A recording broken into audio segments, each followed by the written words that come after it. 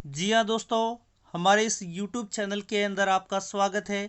यदि अभी तक आपने हमारे इस चैनल को सब्सक्राइब नहीं किया है तो सबसे पहले आप सब्सक्राइब ज़रूर करें और अपने मित्रों को इसका लिंक ज़रूर शेयर करें।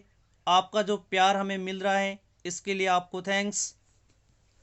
अभी तक मैंने कंपटीशन के वीडियो और 10th की वीडियो डाल रहा हूँ और जस्ट ही मैं 11th और 12th और बीएससी पार्ट से संबंधित जितने भी मैथ्स से संबंधित वीडियो बनते हैं मैं आपके लिए जल्द ही लेके आऊँगा। इसलिए यदि आपने हमारे इस चैनल को सब्सक्राइब नहीं किया है तो आप अपने मित्रों को ज़रूर इस लिंक को शेयर करें ताकि जो भी हमारे वीडियो के नोटिफिकेशन है हमें आपको तुरंत मिल जाएगा।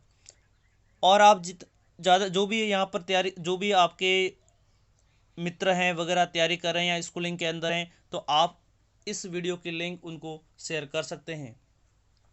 तो अपन स्टार्ट करते हैं टॉपिक अपना औसत का। अभी तक मैंने इसके 2 पार्ट अपलोड किए हैं। यदि आपने इसके 2 पार्ट नहीं देखे हैं तो आप सबसे पहले उनको ज़रूर देख ले ताकि आपको अगला पार्ट ज़रूर समझ में आएगा। मैं जितने भी मेन जो फैक्ट है उस मुद्दे पे मैं बात करूंगा, जो कंपटीशन में आते हैं उसी पे मैं आपके लिए बात करूंगा।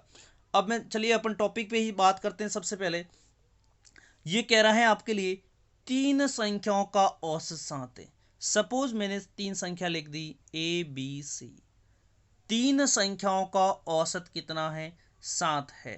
तो मैंने आपको ये समझा रखा है 3 संख्याओं का औसत 7 है।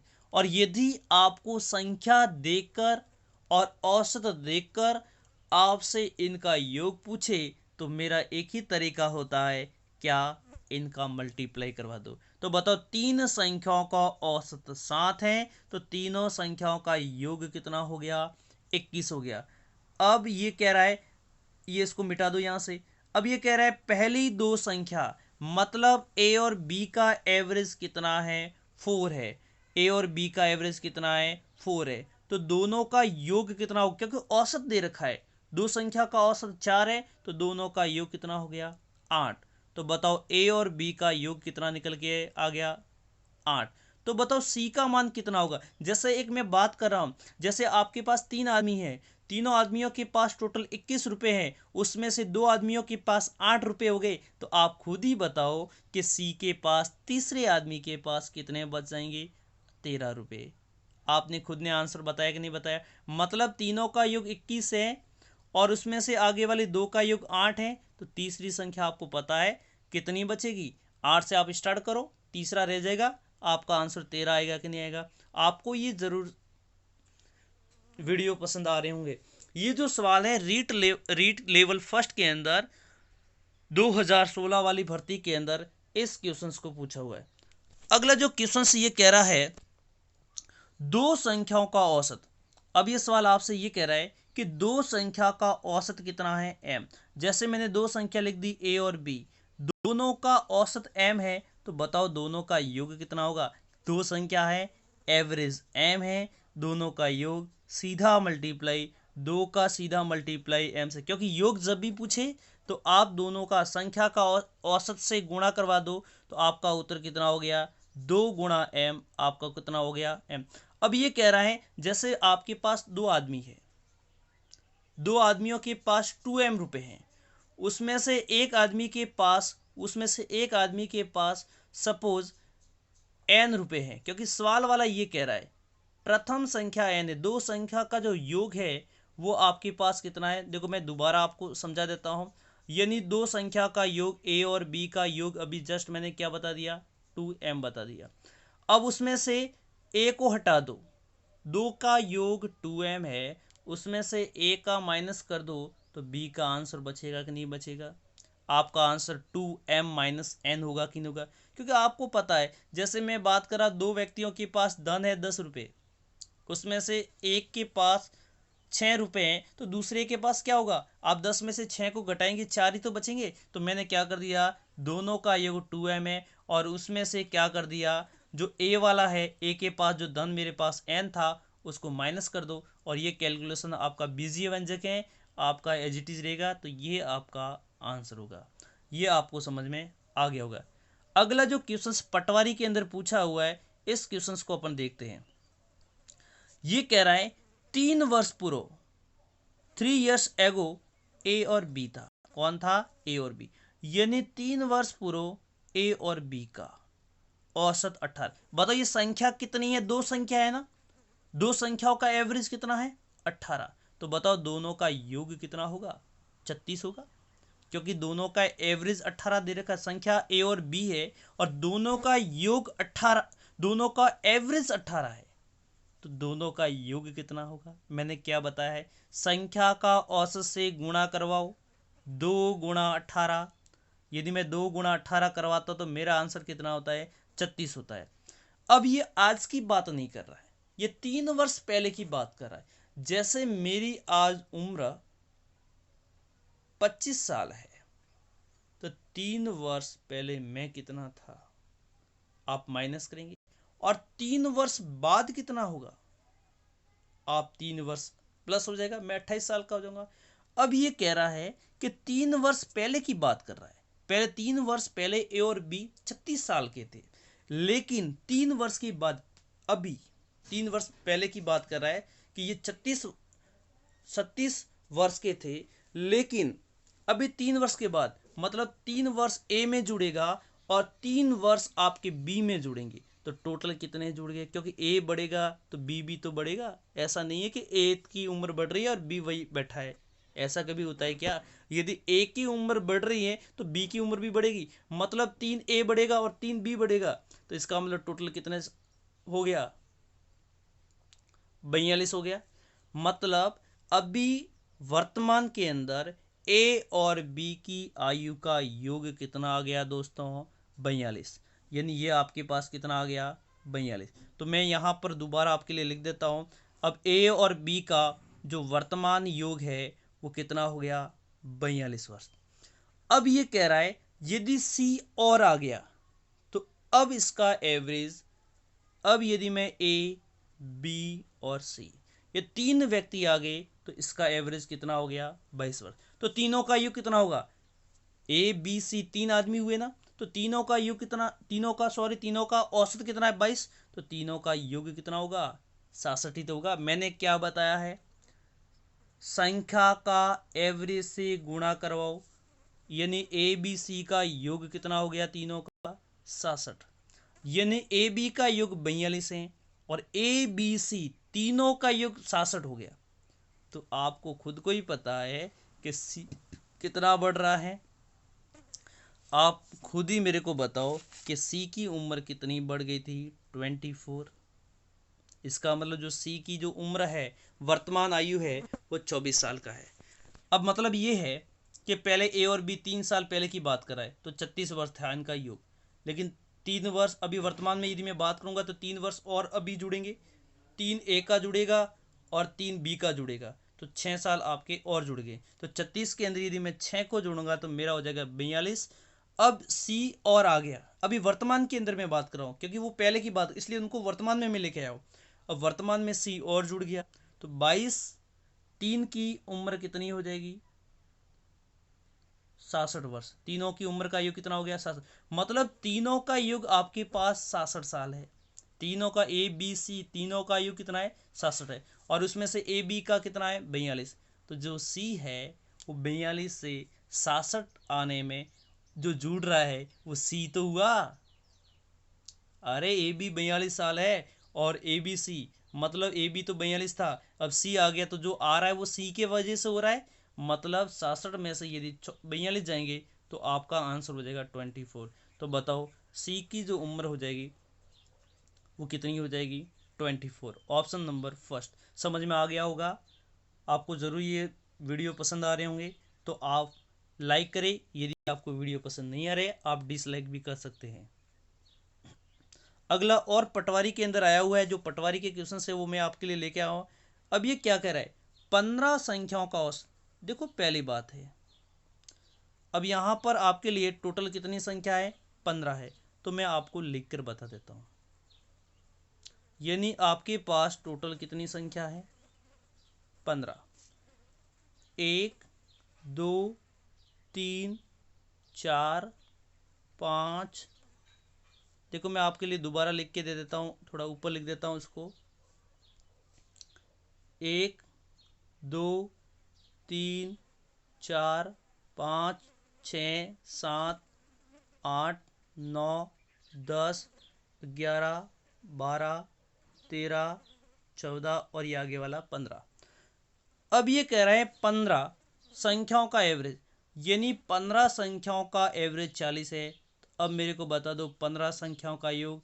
आप क्या करेंगे, 15 गुणा 40, तो 15 संख्या का योग आपको पता है कितना होगा। यदि मैं इसका मल्टीप्लाई करवाऊंगा तो मेरा आंसर हो जाएगा दोस्तों कितना होगा।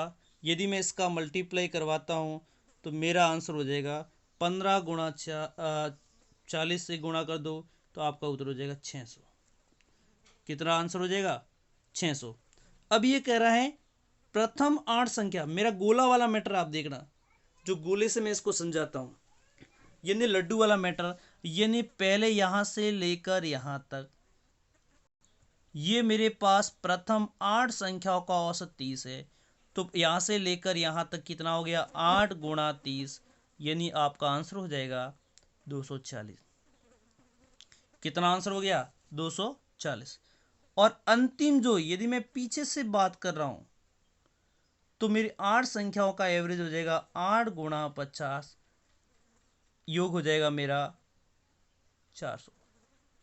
यानी यदि मैं इन दोनों को यदि मैं प्लस करता हूं तो मेरा आंसर 240, और यदि मैं 400 को यदि प्लस करता हूं तो मेरा आंसर होता है 640। यहां पर मैंने 8 को 2 बार गिना है, जो कॉमन बार आ रहा है। यदि मैं सीधा यहां से लेकर यहां तक मल्टीप्लाई इनका यदि मैं योग करता हूं तो मेरा आंसर 600 आता है। और यदि मैं प्रथम 8 का लेता हूं तो मेरा आंसर 240 आता है, और यदि मैं अंतिम से लेता हूं तो मेरा आंसर 400 आता है। इन दोनों को मैंने जोड़ा तो मेरा आंसर हो गया 640। अब जो 8वां है वो आपने इधर से भी लिया है, इधर से लिया है, और उसकी वजह से इतना ये ज़्यादा हो रहा है। तो अब ये कह रहा है 8वीं संख्या का मान क्या होगा, तो बताओ कितना हुआ, 640, और 600 से कितना हो गया, 600 से कितना हो गया, 640 हो गया। 600 से, एक मिनट दोबारा मैं आपको बता देता हूँ।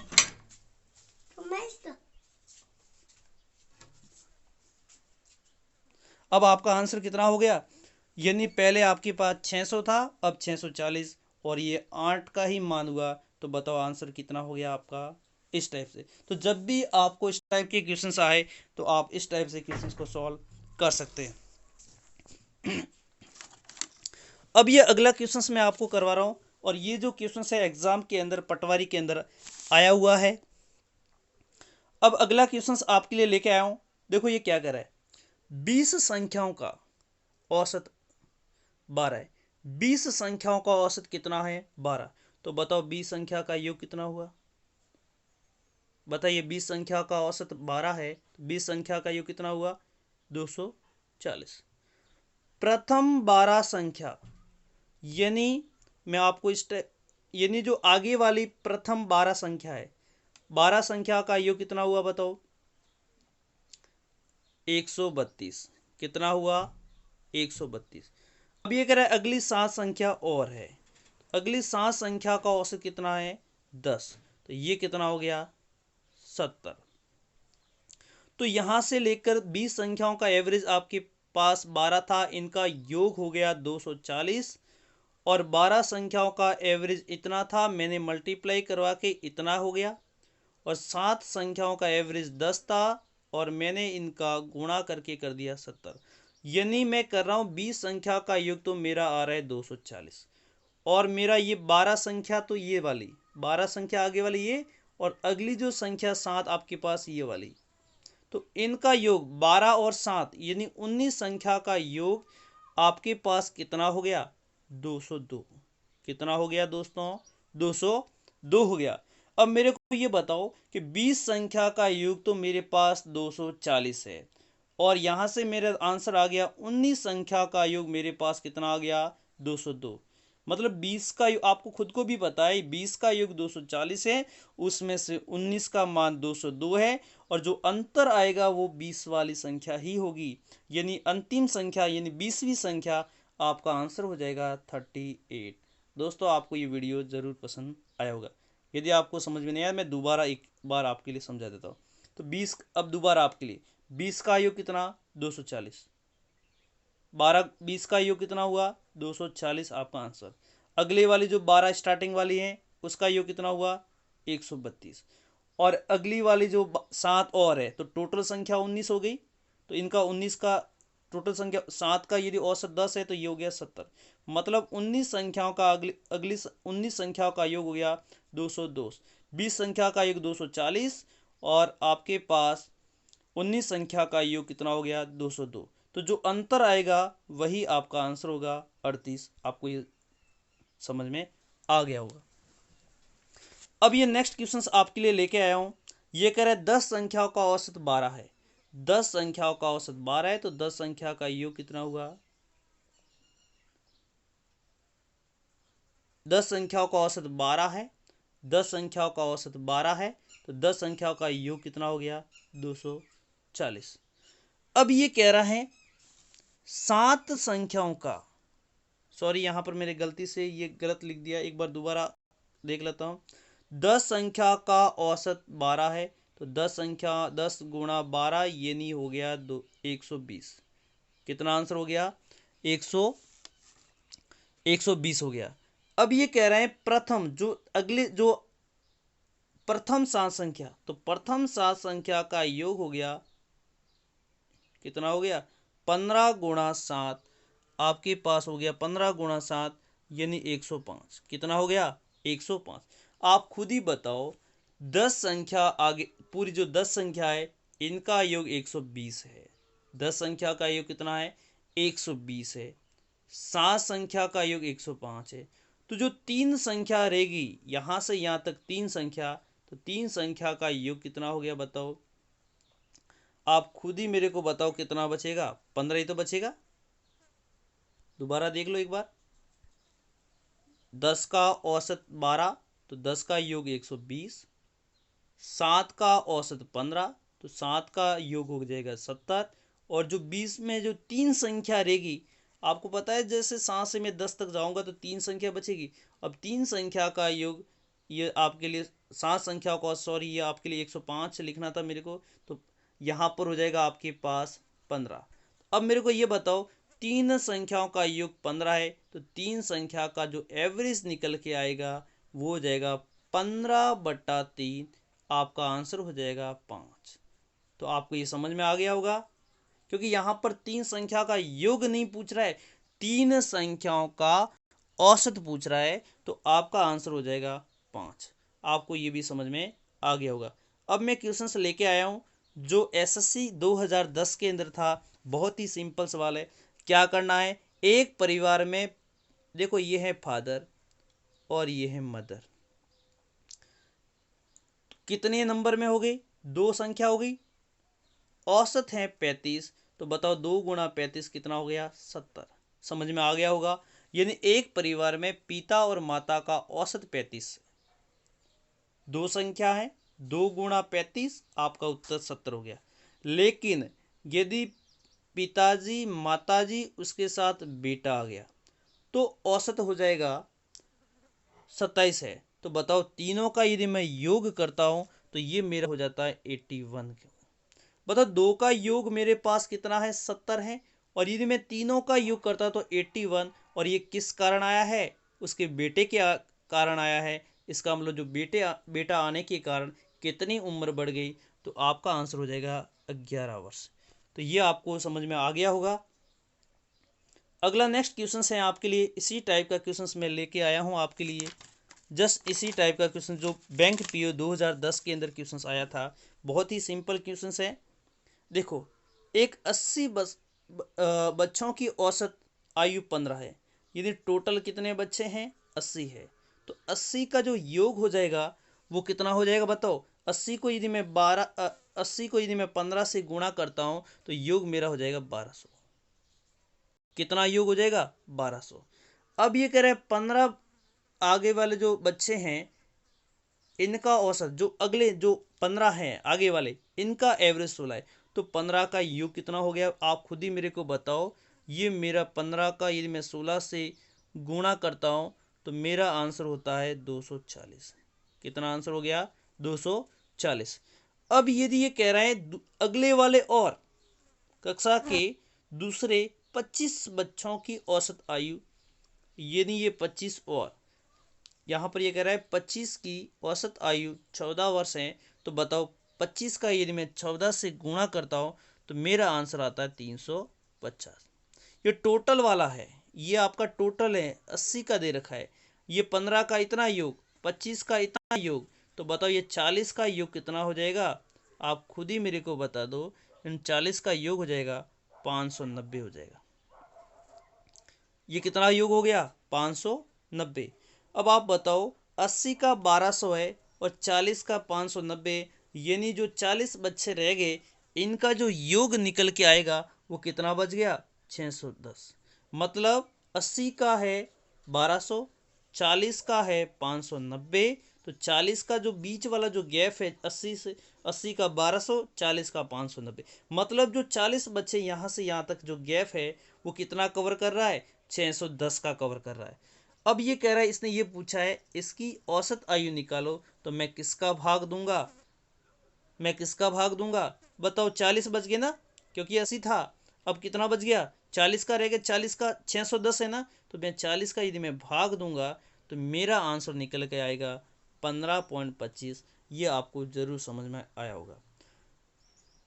अब मैं क्वेश्चंस आपके लिए लेके आया हूँ जो एरर होते हैं, जो गलतियाँ करते हैं, पढ़ने में वगैरह गलतियाँ करते हैं, इस टाइप के जब भी क्वेश्चंस एग्जाम के अंदर आते हैं, लास्ट ईयर रीट लेवल 1 के अंदर भी यहाँ से क्वेश्चंस को पुटअप किया है और बहुत ही सिंपल क्वेश्चंस हैं, आपको कुछ ज़्यादा दिमाग नहीं लगाना है। अब देखो ये क्या कह रहा है, 40 संख्याओं का औसत 24 है, तो आपको संख्या से कोई मतलब नहीं है क्योंकि वो तो अंकों में गलती करे। तो पहले जो एवरेज है आपके पास 24 है, और यदि गलती से 39, यदि गलती से उसने क्या कर दिया 39 की जगह 79 पढ़ लिया, मतलब पहले 39 था, अब कितना पढ़ रहा है? 79 पढ़ रहा है। यानी उसने क्या कर दिया 39 की जगह 79 पढ़ लिया, मतलब आपको ज़्यादा पढ़ लिया। मतलब ये हो गया कि पढ़ना था 39 और उसने क्या पढ़ लिया 79 पढ़ लिया, मतलब आंसर ज़्यादा आ गया। तो आपका आंसर रियल में कम ही होना था, क्योंकि उसने क्या गलती कर दी 39 की जगह 79 पढ़ लिया। मतलब ये हो गया क्योंकि उसको कम पढ़ना था और आपने उसको ज़्यादा पढ़ लिया, इसके कारण इसका एवरेज ज़्यादा ज़्यादा आया है, तो वास्तव में वो तो कम ही होगा। तो जो आपका आंसर होगा वो 24 से क्या होगा? थोड़ा कम होगा। तो क्या करना है आपको, पहले जो एवरेज आपके पास 24 था उसको तो आप एज इट इज़ कर दो, ठीक है। अब आपने जो गलती कितने अंक की है 39 से लेकर 79, है ना, यानी आपने क्या कर दिया, यही तो मिस्टेक की है। मतलब जो अंतर आएगा वो 39 से लेकर 79 के बीच में आएगा, तो जो अंतर होगा वो कितने होगा? आपने जो गलती से कितने ज़्यादा पढ़ लिए हैं 40 पढ़ लिए हैं, इसका मतलब आपने जो गलती से 40 पढ़ लिए, तो 40 का आप एक बार दोबारा मैं आपके लिए लिख देता हूँ यहाँ स्पष्ट।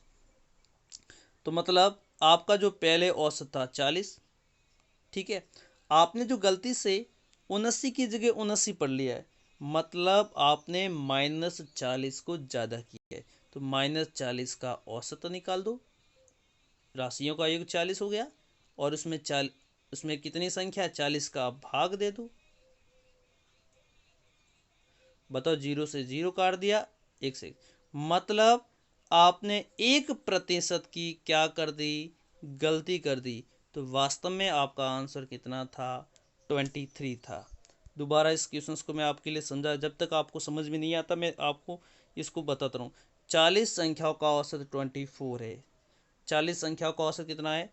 24 है। तो पहले औसत आप इसको ऐसे करो, औसत पुराना वाला 24, अब 79 की 79 39 की जगह उन्होंने क्या कर दिया 79 पढ़ लिया, तो कितने की गलती की है? 40 आपने -40 ज़्यादा पढ़ लिया, मतलब वो गलती हुई, तो -40 मतलब एक्स्ट्रा हुआ। बस ऐसे कर दो, 0 0 काट दिया, मतलब ये आंसर कितना आ गया? -1। तो बस आप पुराने में से -1 को घटा दो, आपका उत्तर 23 3 हो जाएगा।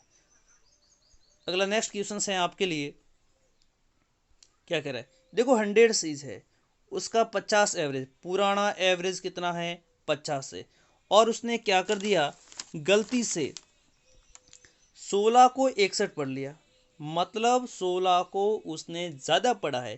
तो यहाँ पर इसने डिफरेंस कितने का लिखा है बताओ, माइनस कितने का डिफरेंस होगा, आप खुद मेरे को बताओ। तो ये हो जाएगा आपके पास जो, यदि मैं अंतर निकालना चाहूँ तो वो जो अंतर आएगा आपके पास, आप खुद थोड़ा ट्राई करके देख सकते हैं।